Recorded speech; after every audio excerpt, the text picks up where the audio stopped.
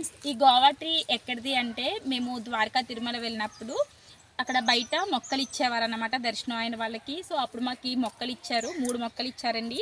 3 కూడా మావయ్య మా ఊరు తీసుకొచ్చి మా ఊర్లో పొలంలో అయితే కప్పెట్టారనమాట. అవి ఇప్పుడు ఇంత పెద్దవైనాయి. అప్పుడు చిన్న చిన్న మొక్కలు, ఇప్పుడు భలే ఇలా కాయలు కాస్తున్నాయి. ఒకసారి మీరు కూడా లుక్ వేసేయండి. వీడియో నచ్చితే తప్పకుండా లైక్ చేయండి.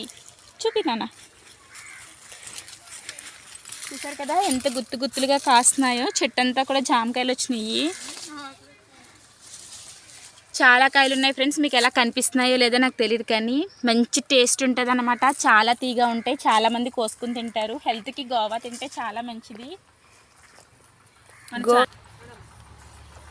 చూసారు కదా, ఇది మా టమాటో మొక్కలు అనమాట. ఇప్పుడే వేసాము, జస్ట్ ఫ్లవర్స్ వస్తూ ఉన్నాయి.